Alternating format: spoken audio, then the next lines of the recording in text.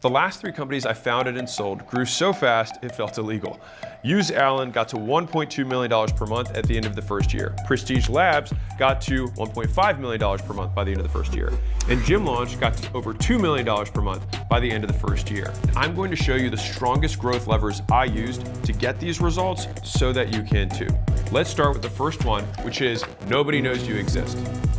And if you're under $1 million in revenue, I can virtually guarantee that basically everyone on earth doesn't know you exist. And so the first 4 hours of every day should be dedicated to solving that problem and going from obscurity to being aware. And so we do that by doing the core 4 more, which is you have to do more outreach, cold or warm, you have to make more content, or you got to run ads. But the thing is you don't need to do all of them. You pick one, you go all in, and that's what you spend your first 4 hours every single day on. Now, the reason that I talk about advertising more so much is that advertising is a boom. And if you're like, what's a boom? It's actually a term that I started using internally for our business, which is a business order of magnitude change. All right. And so fundamentally, if you think about a business, there are many things that you can optimize. So you can increase your close rate by 10%. You can increase your conversion rate on your opt-in page by 10%. You can increase your email follow-up. All of those things are optimizations. And so the problem is with optimizations, you can only go to 100%. They're capped. But with advertising, you can, in a very real way, 100x the amount of people who find out about your business. And one of the keys that small business owners get stuck in is they get in this little optimization mousetrap where they're like, I need to move this. Oh, I was at 10.1 to 1 and now I need to be at 10.2 to 1. It's like, dude, just get 100 times the leads and your business will grow. So here's what most people think when they think about their given marketplace. So let's say you're a local dry cleaner. All right, you see that you're advertising on Facebook. And so you see you have the whole pie, and so you're happy. So that's just you. Then you have you plus one other person. Then all of a sudden you've got half of the pie. Then it's you plus 3 other people in the marketplace. And now you feel sad. But the reality is the marketplace is significantly bigger than you ever give it credit for. There are so many humans on earth. This is what it looks like in reality. You're actually only advertising on one of 4 different methods, and the way that you're doing it is only on one slice of the medium. And then within that, you have your tiny little quarter that you're taking up. And so the marketplace has so many different ways they can communicate using each of the methods of communication. So for example, if I'm talking about content, I'm like, oh, there's somebody else in my marketplace who's marketing on Instagram. Okay, cool. So there's that, but isn't there also other platforms you can do it on? And don't you think that maybe there's enough people in your marketplace to satisfy your business? Probably. The amount of times that I would have a gym owner, for example, who'd come to me and say, hey, there's this other guy in the marketplace who's now running Facebook ads. I'm like, you only need 200 people in your gym to be incredibly profitable. And right now, the last time I checked, you've got 1 million people in your city. And so you just have to get 200 of them. And so if there's 10 others or 100 other gyms that are advertising your area, even on the same platform, you still just need to get 0.00002% of that audience to just come to you. And so you think that as these people enter, you're losing market share, but the reality is you're this tiny little speck, and most people don't even know you exist. So the next growth principle is, instead of trying to beat your competition, shrink your competition. Eminem has responded to hate in 2 ways publicly that I absolutely love. So the first is that when Will Ferrell confronted him about some things that Afrojack had said to him, he said, hey, Afrojack's been talking trash. Do you have anything to say about it? And Eminem just said, who? And then Will Ferrell repeated the statement. And then he just looked at him and he was like, who? And he was like, okay, yep, that's what I thought. And so the first is, I'm so big, I can't hear him. The secondary is that you kill them with kindness, right? So you either grow so big that no one can see them or hear them, or you meet them where they're at on a different game, which is you play on kindness and grace. And so in 8 Mile, Eminem tries to claim all of the flaws that he has so that no one else can say anything.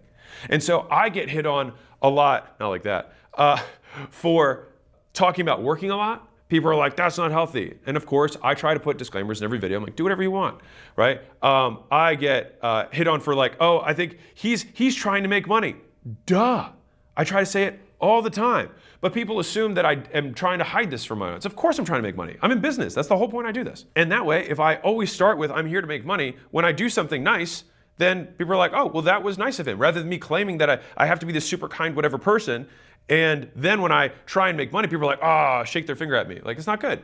And so I try and learn from Eminem and just take all of the negatives that I can think that somebody would possibly say and then just claim them as my own. Because yes, We are all flawed and none of us are perfect. And so for some reason, we are bothered when someone else points out our imperfections that we would readily state ourselves. We know we have deficiencies. What you want to do is overwhelm the marketplace so that you drown them out. You want to be so loud that no one else can hear them. You shrink them into irrelevance by comparison. And so there's two ways that you can become the tallest building, right? You can knock everyone else down, or you grow so that they become smaller in comparison to you. And so everyone sees their little building and thinks, oh no, I should knock all my competitors down, right?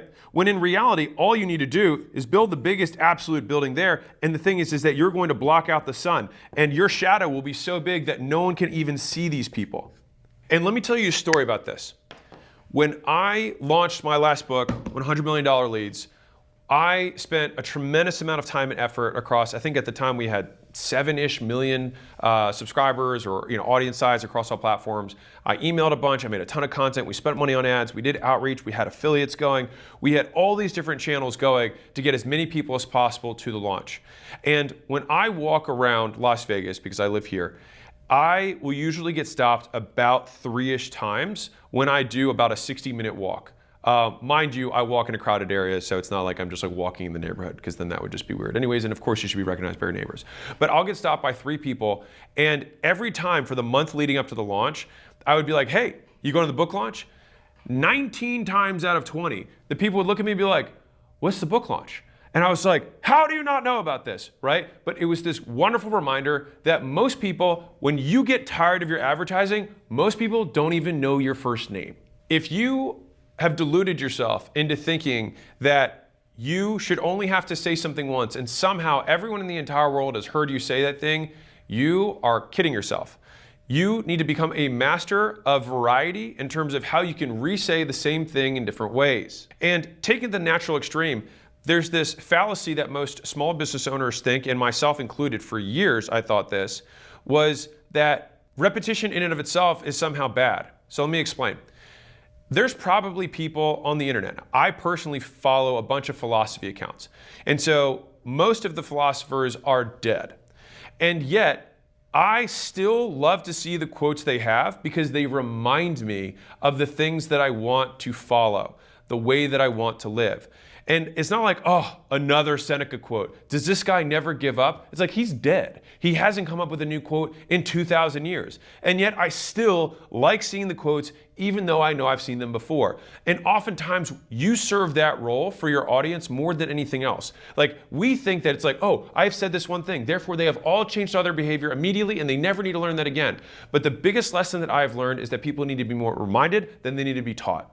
And in the off chance that you've received hate or you have a competitor who's talking crap, and it happens, this counts double.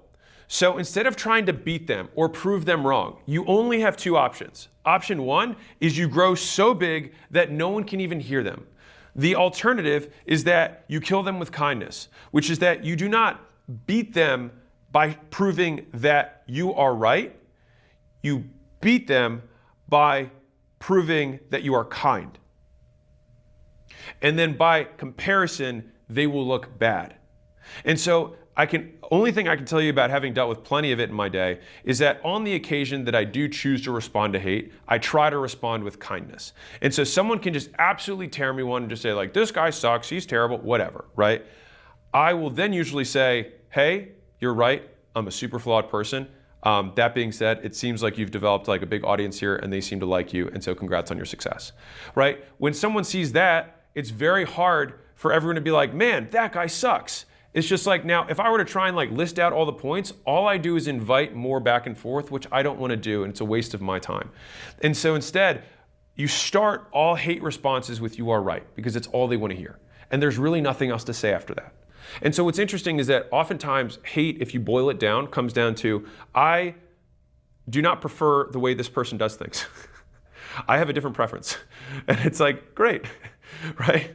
Like, I make money one way, he makes money another way, and therefore he is wrong. It's like, no, you just do the way you want, which is awesome because you do it your way and they do it their way, and the people who are attracted to that will do that, and the people attracted to you will do yours, and great. Like, I mean, of course there's engagement baiting and things like that because, you know, people want to get views and all that, and I respect it, I get it. But big picture, I think you can't take it personally, because whenever I fall into that little trap, I think to myself, I'm a relatively developed monkey that is sitting on a little blue marble in a solar system that's in one of a billion galaxies, and I'm worried about some screen that has words on it, on a made-up language that we had in the last 1,500 years of how we communicate face noise to each other. And when I think about that, I think, this would be pretty silly for me to like ruin a day over.